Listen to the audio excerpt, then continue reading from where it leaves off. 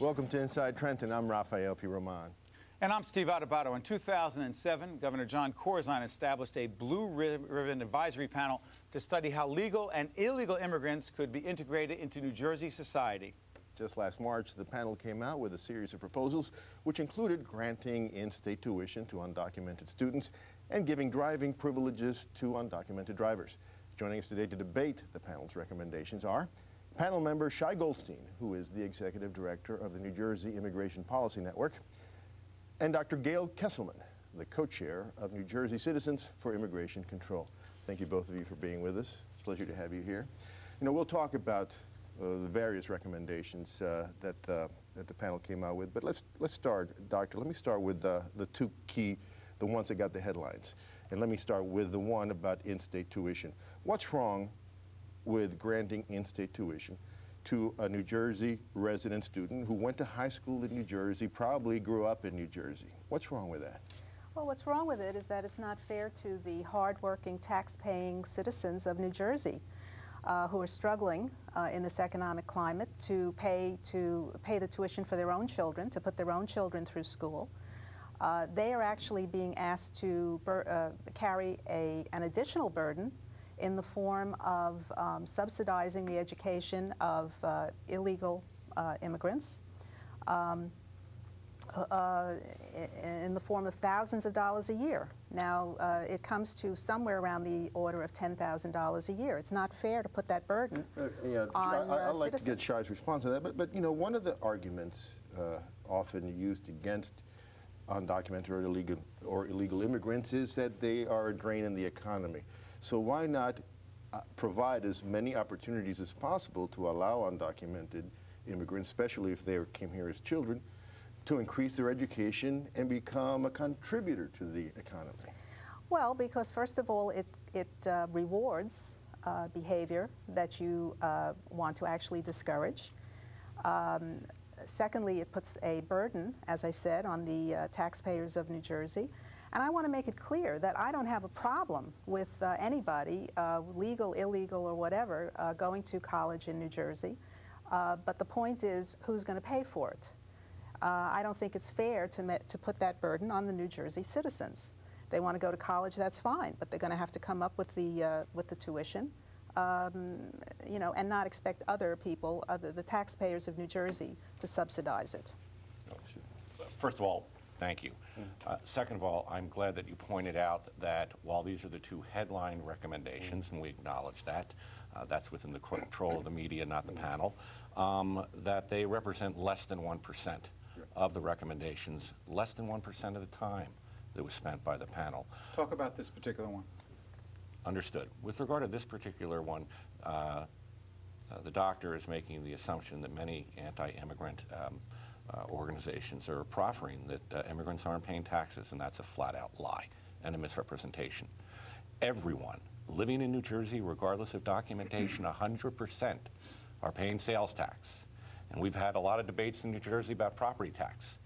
Every documented, undocumented American citizen, New Jersey resident, pays 100% of their property taxes. So no distinction in your mind, Shai, between someone who has legal status and is not here legally in terms of the taxes they pay? No doubt in your mind? No doubt in my mind. Do you agree with that? No, and I have to correct the assumption that was made that we are anti-immigrant. We are not anti. Just deal with the question, because a lot of times in these discussions, he'll say one thing and you'll move it to another issue. Let's just clarify. Shai is saying that whether you're here legally or illegally, you pay the same level of taxes. I didn't say the same level. You pay taxes. Pay taxes. Yes. Just like any other citizen. Is that correct? And, give her a chance. Let me finish, though. In essence, there is a net gain to the United States government because those immigrants who are paying into the Social Security system don't get a dime of it back. So therefore, the argument that others are subsidizing, they're going to publicly funded universities and colleges in New Jersey is inaccurate. That's what the Office of Legislative Services concluded. This is incorrect because there was a study done by the Federation for American Immigration Reform that came out in 2006. That's not correct. According to the Anti-Defamation League and Southern Poverty Law Center. Who in fact have been exposed for using this as to propagate their political agenda. And by the way, as we move And forward, the it's fact going to be an is, interesting discussion. The role of name calling will not help us move forward. Continue. yeah, and I would agree with that, because a part of the problem is that the people on the other side use terms like bigots and anti-immigrant and xenophobic and nativist in order to squash any kind of discussion of these very important issues. We're having a discussion right now. On the issue. So Now, let's the stay issue on the issues. with the taxes is that there was a study by the Federation for American Immigration Reform that said that the state of New Jersey spends $2.1 billion each year on social services for immigrants. And that includes just education, incarceration, and health care. It didn't go into even the soft costs of things like welfare benefits for Americans who have been displaced out of their job because of unfair competition from illegal immigrants.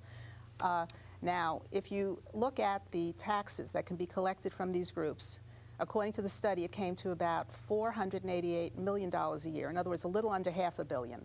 Okay, so we're looking at about a $1.6 billion gap in terms of the money that is being spent on illegal immigrants.